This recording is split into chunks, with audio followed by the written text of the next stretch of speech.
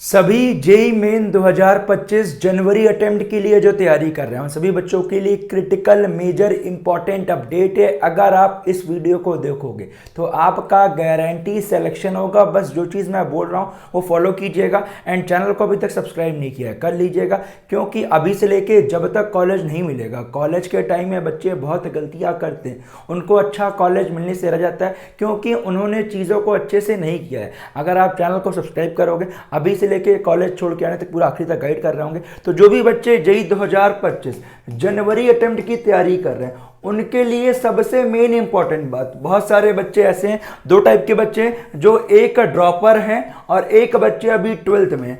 12th वाले बच्चे परेशान हो गए हैं, भैया मेरा अभी प्रैक्टिकल चलने वाला है और मेरा अभी प्री बोर्ड एग्ज़ाम हुआ है एंड साथ ही में मेरी बोर्ड की तैयारी चल रही है, तो मैं मेंस की तैयारी कर नहीं पा रहा, तो मैं करूँ क्या मैं डायरेक्टली सेकेंड अटेम्प्ट की तैयारी करूँ।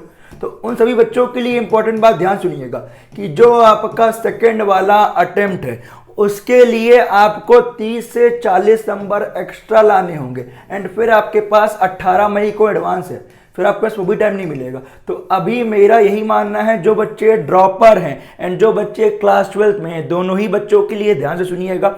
अभी आपका 4 से 5 दिसंबर हो गया, तो आपके पास दिसंबर का 25 दिन बचा हुआ है। तो इन 25 दिनों में जो बच्चे ड्रॉपर हैं वो बिल्कुल मन लगा के केवल अभी आपको सिलेबस कंप्लीट करना है, साथ में इसी के साथ इसी का जो पढ़ रहे हो अभी उसका रिवीजन प्लस पीवाईक्यू करना है एकदम अच्छे से।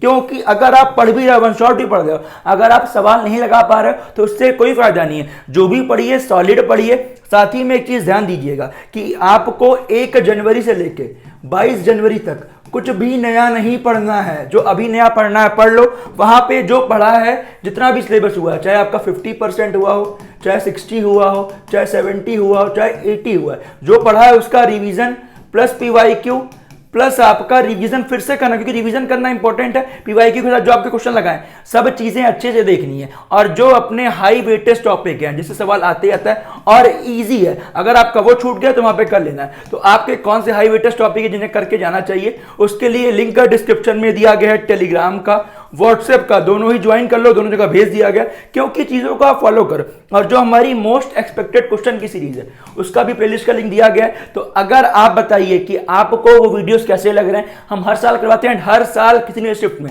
सवाल आता ही आता है। तो अभी हमारे 5 क्वेश्चन हो गए, लिंक डिस्क्रिप्शन में दिया गया, जरूर चेकआउट कीजिएगा, उसके और वीडियोस हम लेके आ रहे होंगे। और जो बच्चे अभी 12th में हैं तो एक चीज ध्यान दीजिए, आप ऐसा होगा कि कुछ चीजें 11th की आप भूल गए होगे, तो जो चीजें आप भूल गए हो तो उसे आप स्किप कर सकते हो, कोई दिक्कत वाली बात नहीं है। अभी अगर आप बोर्ड में हो तो बोर्ड के साथ साथ जो बोर्ड का सिलेबस जेईई मेंस से बिल्कुल सिमिलर है, तो 12th वाला पोर्शन बिल्कुल अच्छे से कीजिए और 11th में जो इजी टॉपिक्स हैं जो आपको आते हैं उसका रिवीजन प्लस पीवाईक्यू कर लीजिए। आपका सिलेबस अराउंड 75% कंप्लीट हो जाएगा, क्योंकि अभी आपको बोर्ड भी देखना है, बोर्ड में भी आपके अच्छे परसेंटेज आना जरूरी है, बट जेईई का स्कोर भी अच्छा करना है। क्योंकि अगर आप जनरल वाले हो 150 नंबर के आसपास ले आ रहे हो तो आपको एक अच्छा कॉलेज मिल जाएगा, चाहे आप जनरल ईडब्ल्यूएस ओबीसी को, साथ में एससी एसटी वाले बच्चे 100+ का टारगेट कीजिए। आपका पहले अटेम्प्ट में जो बच्चे 12th वाले हैं उनके लिए स्कोर बढ़िया है, ड्रॉपर वाले बच्चे और अच्छा कीजिए क्योंकि उनके पास पूरा टाइम बचा हुआ है। जो बच्चे 12th में हैं मन लगा के पढ़ाई कीजिए, क्योंकि अभी जो पढ़ ले गया वो कल ले जाएगा। और साथ ही में जब भी आप पढ़ने बैठ रहे हो तो आप एक टाइम बनाइए। जो बच्चे 12th वाले हैं, जैसे बात करें, अगर आप स्कूल जा रहे हो तो स्कूल के आने के बाद आपको जो भी पढ़ना है, स्कूल के जब आप स्कूल जा रहे हैं तो आप कोशिश कीजिए वहां पे जो अपना चीजें वो बोर्ड वाला हो गया जितना कंप्लीट कर लीजिए, ठीक है, जितने भी रिवीजन हो गया, साथ में जो क्लास चल रही है, अपना टाइम निकाल लो। टाइम मैनेज करना ही इंपॉर्टेंट, जो बच्चा टाइम मैनेज कर ले गया उसको कर लेना है। आने के बाद आपका जो क्लास कर रहा है बोर्ड के साथ जेईई मेन के लिए वो पढ़िए और साथ में उसके पीवाईक्यू लगाइए और चीज़ों को कीजिए। और आखिरी के 20 दिनों में केवल रिवीजन रिवीजन रिवीजन, जो हाई वेटेज टॉपिक बच गए उसे आपको कर लेना है। क्योंकि आप खुद सोचिए, आपका सवाल आ गया और आप नहीं कर पाए तो दिक्कत बाद में आपको आएगी। तीसरी मेन इंपॉर्टेंट बात ध्यान दीजिएगा, जो भी आप मॉक टेस्ट लगा रहे हैं तो उस मॉक टेस्ट में एक चीज़ ये ध्यान दीजिए, जब भी आप पहले फिजिक्स करते हो, केमिस्ट्री करते हो या मैथ करते हो, केमिस्ट्री फिजिक्स मैथ, तो जो अभी आप कर रहे हैं एक्चुअल एग्जाम में वही करना है। तो सभी चीजें फॉलो कीजिए। और एक इंपॉर्टेंट बात, ये किसके साथ, आपको पहले राउंड में वो सवाल करने हैं जो आपके प्रीवियस ईयर टाइप के हैं या फिर आपके पहले देखे, हाँ मैं कर लूंगा। तो जैसे मान लो आपको 75 क्वेश्चन करने हैं, पहले राउंड में अगर आपका केमिस्ट्री में हो गया 10, फिजिक्स में हो गया 10, मैथ में हो गया 5। तो आपके 25 सवाल तो ये पक्के सही हैं क्योंकि ये सवाल देखे हुए हैं। फिर अगले राउंड में वो करना है कि हाँ मैं ये कर सकता हूं। तो आपको जो मार्क फॉर रिव्यू है, आपको जेईई मेन का एग्जाम कैसे अटेम्प्ट करना है, पूरा आपको एक वीडियो के रिगार्डिंग आ रहा होगा, जिससे आपको जो एक्चुअल एग्जाम की फील है उसके रिगार्डिंग आपको वीडियो चाहिए मुझे कमेंट कीजिएगा।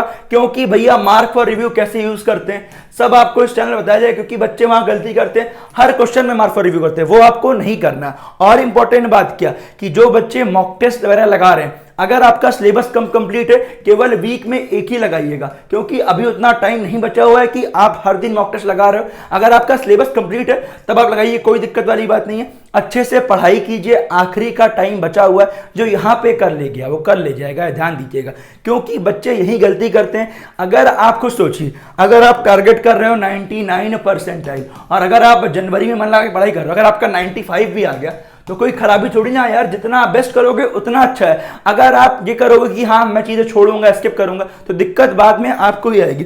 फिजिक्स के लिए ध्यान दीजिएगा, जो पूरे फॉर्मूले हैं, फॉर्मूले के साथ उसमें क्वेश्चन कैसे बनना है वो करके जाएगा। कई बार बिल्कुल फॉर्मूला बेस्ड सवाल आता है। केमिस्ट्री की बात करें बहुत टफ नहीं आती है। बात करें ऑर्गेनिक में, अगर आपको हमसे वन शॉट चाहिए मैं बताइए, हम आपको जरूर लेके आ रहे होंगे, क्योंकि ज्यादातर नेम रिएक्शन हो गया, वो कैसे यूज होता है नेम रिएक्शन साथ, कि आपका प्रोडक्ट कैसे बन रहा है, कहां पे स्टेबिलिटी है, सब चीजें देख के सवाल करोगे आराम से बन जाएगा, कोई दिक्कत वाली बात नहीं है। बात करें मैथमेटिक्स में, अगर आपके 10 सवाल भी हो जा रहे हैं, 10 से 12 सवाल में आपका इसमें 99 परसेंटाइल आएगा। तो मैथ में अगर आपका वीक है थोड़ा, तो जो आपके चैप्टर्स अच्छे हैं जिससे सवाल डायरेक्टली आते हैं, जो आपके इजी बन जाएगा, लाइक वेक्टर 3D हो गया, सीक्वेंस सीरीज हो गया, बाइनोमियल थ्योरम हो गया, प्रोबेबिलिटी हो गई, साथ में स्टैट्स हो गया, तो यहां से आपके सवाल डायरेक्टली इजी आते हैं, आप कर सकते हो, कोई दिक्कत वाली बात नहीं है। अपने ऊपर रखिए भरोसा, जितना बेस्ट करोगे उतनी ही परसेंटाइल अच्छी आएगी। आप नहीं पढ़ रहे हो तो कोई और पढ़ रहा है, ध्यान दीजिएगा। किसी के मन में और कुछ डाउट होगा मुझे कमेंट डाउन कीजिएगा, वीडियो कैसी लगी कमेंट कीजिएगा, साथ में अच्छे से पढ़ाई कीजिए, चैनल को सब्सक्राइब कर लीजिएगा। मिलते हैं अगले वीडियो में, बाय बाय, जय हिंद।